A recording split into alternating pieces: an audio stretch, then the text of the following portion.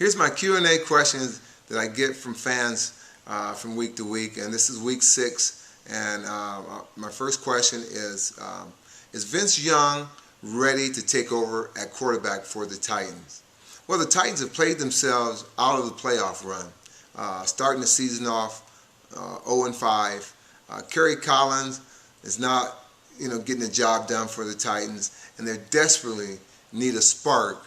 So why not start Vince Young? He's on the roster. Play him. That's what you pay him for. And he came out as a highly, scouting guy, quarterback. He did well at Texas, and give him his opportunity to show what he can do. I think they need to give him a week with the first team.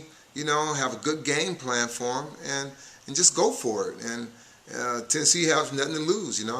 They can play for a first-round draft choice next year, or play for some respect. I think Vince Young can spark plug them, and he might be the right ingredients that the Titans need. So you never know how guys could step it up.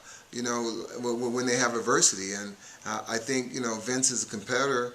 He's definitely a competitor, and I know he can bring his play to another level to help these guys go where they need to go. So I think it'd be a good choice if the Titans would put him in there, and he has to respond. He has to respond though. He just can't go out there and go through the motion. He has to make it happen. He has to step it up. He has to win big games, and the one way to get back on track is to beat the Patriots this week.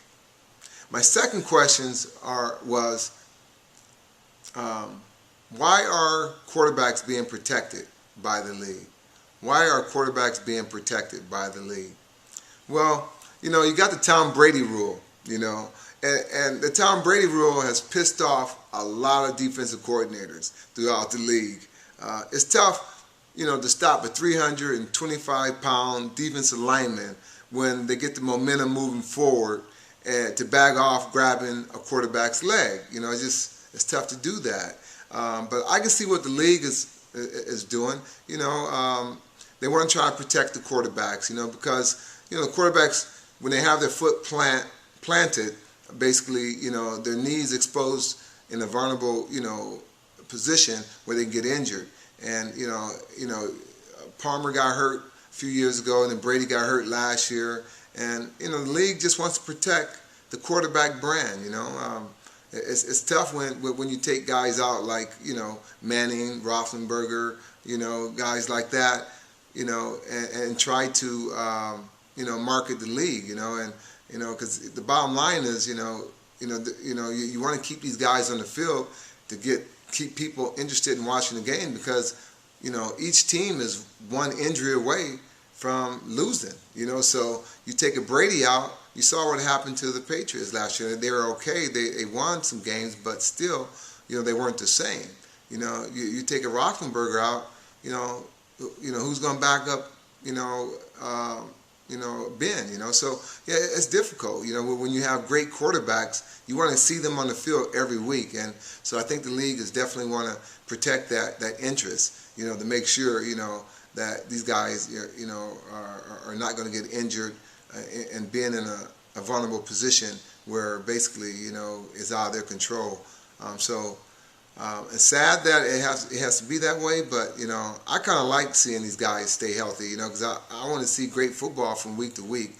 I don't want to see a backup guy trying to make this team work or make this try to win and take this team to another level. I want to see the real guys in there, who makes it happen. It's fun when you see Peyton Manning break records and setting records. It's fun when you see, Brett Favre, creating these new numbers, that players not going to ever reach, So I'm a fan of the league when it comes to protecting the quarterback. My third question is, we have a league that it's supposed to be parity in it, there's some parity. It's, any given Sunday anybody can be beat, right? But why are a team losing consistently, like, the Raiders, the Lions, the Chiefs? Why can they, put together a decent season each year? You know, that was the question that was asked to me. Well, I think it starts at the top. The owner, from the owner to the ground crew. You know, you have to hire smart football personnel people in the scouting department. The GM has to make good, wise decisions on new contracts, just so they don't go over the salary cap. You know, there's a lot of variables that goes on with running a team. You know, so it definitely starts at the top, and you have to get smart people like Bill Parcells, how he turned around Miami's organization. You know, you need smart people like that. You know, and I think Tony Dungy would be another good guy that can turn a team around.